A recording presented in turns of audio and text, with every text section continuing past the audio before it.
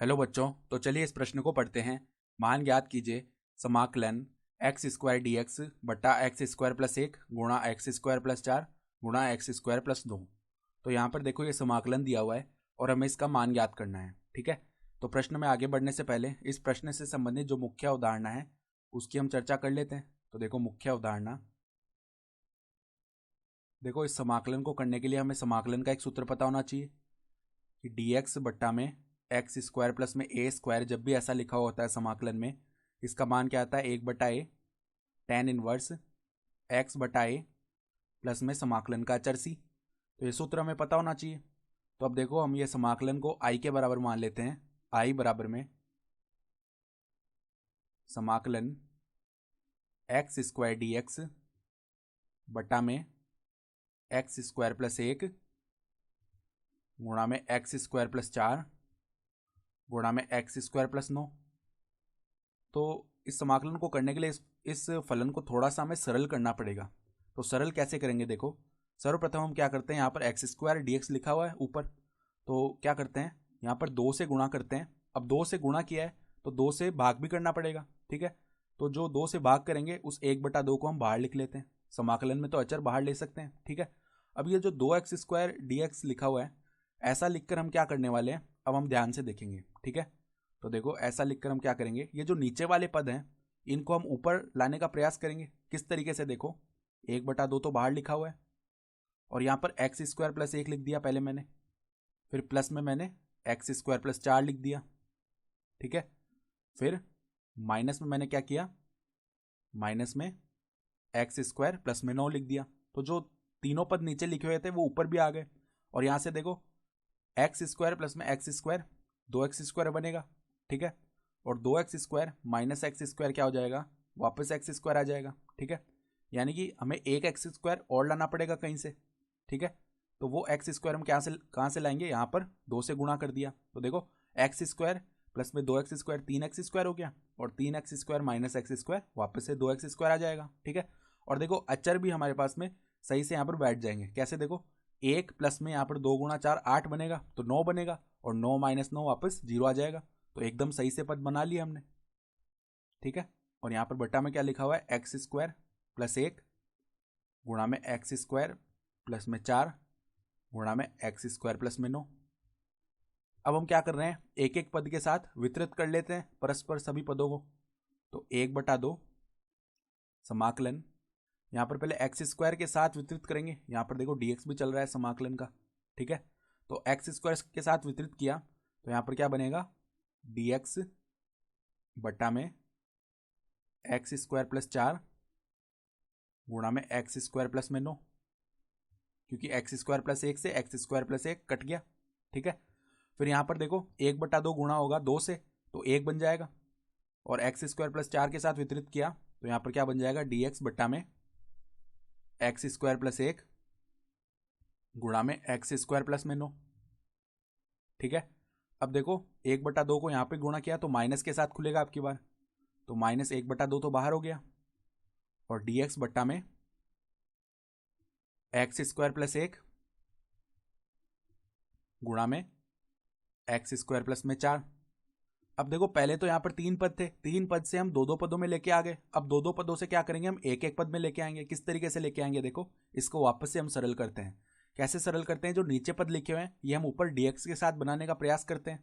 ठीक है, तो देखो एक बटा दो ये तो ऐसे लिखा हुआ है। अब मैंने क्या किया, यहाँ पर ऊपर ऐसे लिख दिया एक्स स्क्वायर प्लस नौ माइनस में एक्स स्क्वायर प्लस में चार। तो ऐसा करने से क्या होगा, एक्स स्क्वायर से एक्स स्क्वायर वापस जीरो हो गया, यहाँ पर नौ माइनस चार पाँच आ जाएगा।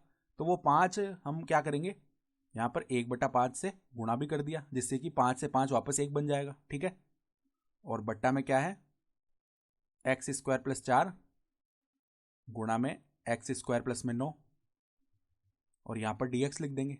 ठीक है, प्लस में ठीक इसी तरह यहाँ पर भी करने वाले हैं। तो समाकलन एक्स स्क्वायर प्लस नौ माइनस में एक्स स्क्वायर प्लस एक, तो यहाँ पर नौ माइनस एक बन जाएगा यानी कि आठ बनेगा। तो आठ को वापस से सही करने के लिए यहाँ पर एक बटा आठ से गुणा कर दिया, और एक्स स्क्वायर प्लस में एक गुणा में एक्स स्क्वायर प्लस में नौ। सही है, ठीक है।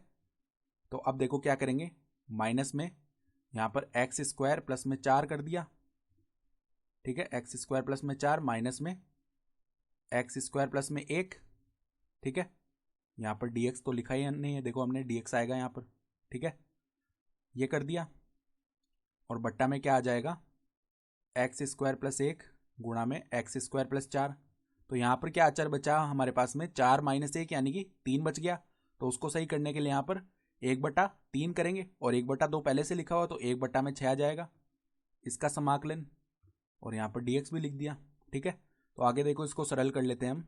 i बराबर में क्या आ गया, i बराबर में यहाँ पर देखो बाहर क्या बन जाएगा, 1/10 बन गया, ठीक है। फिर यहाँ पर अलग अलग हम वितरित करके लिख सकते हैं, ठीक है।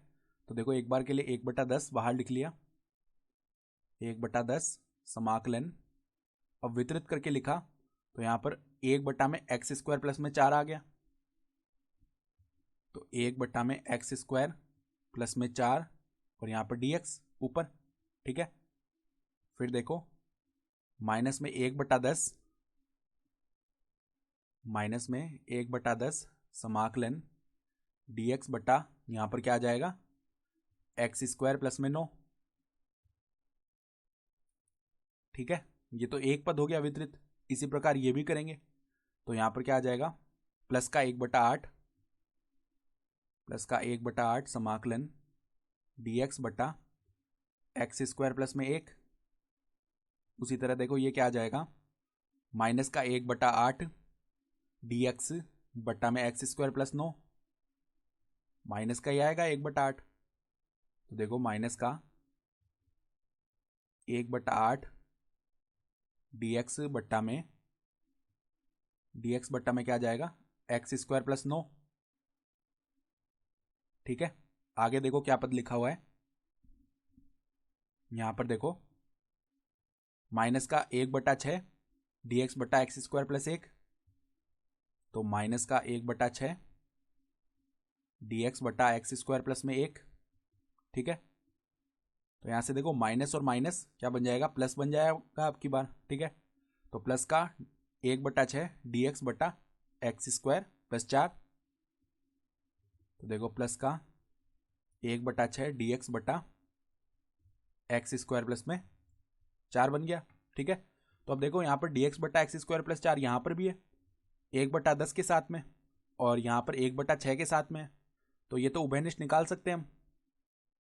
तो देखो अब क्या हो जाएगा, समाकलन dx बटा x² प्लस 4, इसको उभयनिष्ठ निकाला तो यहाँ पर 1/10 माइनस 1/10 प्लस में 1/6 हो जाएगा, ठीक है। तो 1/10 प्लस में 1/6 हो गया, ठीक है। उसी तरह देखो यहाँ पर dx बटा x² प्लस 9 भी उभयनिष्ठ आ जाएगा माइनस का, तो माइनस का समाकलन dx बटा x² प्लस 9 जैसे ही उभयनिष्ठ आया तो यहाँ पर क्या हो जाएगा, 1/10 प्लस में 1/8, 1/10 प्लस में 1/8। फिर देखो ये जो हमारे पास में समाकलन dx बटा x² प्लस 1 है, ये भी उभयनिष्ठ आ गया। तो समाकलन dx बटा x² प्लस 1 ये जैसे ही उभयनिष्ठ आया तो यहाँ पर 1/8 माइनस में 1/6 बन गया, ठीक है। तो अब देखो इनको हम निकाल लेते हैं, क्या आएगा, यहाँ पर 10, यहाँ पर 60 आ जाएगा बट्टा में, और 10 प्लस में 6 यानी कि 16 बट्टा में 60 आ जाएगा, ठीक है। तो 16 बट्टा में 60 एक बार के लिए लिखते हैं हम, यानी कि इसको हम सरल करके लिखेंगे तो क्या बन जाएगा, ये 2 से भाग करेंगे तो 8/30 या फिर 4/15, यानी कि यहाँ पर 4/15 लिख सकते हैं हम गुणा में। तो देखो 4/15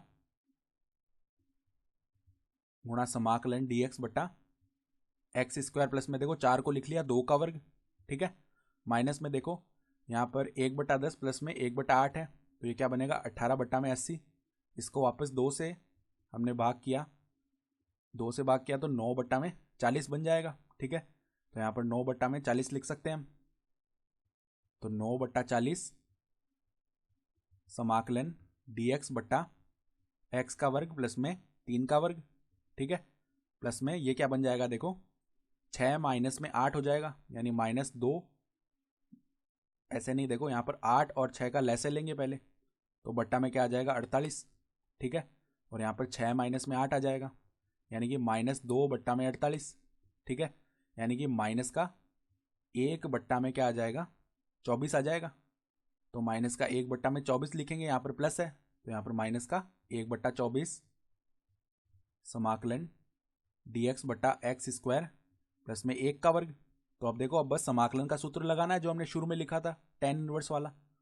तो देखो 4 बट्टा 15, पहले क्या होता है 1 बट्टा ए आता है, तो गुणा में 1 बट्टा ए यानी कि 1 बट्टा 2 tan इनवर्स एक्स बट्टा में 2 माइनस में देखो 9 बट्टा 40, 9 बट्टा 40 गुणा में 1 बट्टा 3 tan इनवर्स एक्स बट्टा 3 माइनस का 1 बट्टा 24, 1 बट्टा ए आता है तो 1 बट्टा 1 tan इनवर्स एक्स बट्टा 1 यानी कि tan इनवर्स एक्स प्लस में समाकलन का अचर सी। इसको वापस से देखो, यहाँ पर 2 जो है वो 4 को भाग करेगा 2 बार, तो 2 बट्टा 15 आ जाएगा। आई बराबर में देखो 2 बट्टा 15 tan इनवर्स एक्स बट्टा 2, tan इनवर्स एक्स बट्टा 2। फिर देखो आगे क्या पद आएगा, यहाँ पर 3 जो है 9 को भाग करेगा 3 बार, तो माइनस का 3 बट्टा 40, माइनस का 3 बट्टा 40 tan इनवर्स एक्स बट्टा 3। ठीक है, फिर देखो आगे क्या बनेगा, यहाँ पर माइनस का 1 बट्टा 24 tan इनवर्स एक्स प्लस में सी, माइनस का 1 बट्टा 24 tan इनवर्स एक्स प्लस में अचर पद सी। और ये जो है हमारा समाकलन का मान भी आ गया, यानी आई का जो अंतिम मान है अर्थात समाकलन का अंतिम मान है वो हमने क्या निकाला, आई बराबर में 2 बट्टा 15 tan इनवर्स एक्स बट्टा 2 माइनस 3 बट्टा 40 tan इनवर्स एक्स बट्टा 3 माइनस 1 बट्टा 24 tan इनवर्स एक्स प्लस में समाकलन का अचर सी। तो आशा करता हूँ कि आपको ये प्रश्न समझ में आया होगा। धन्यवाद।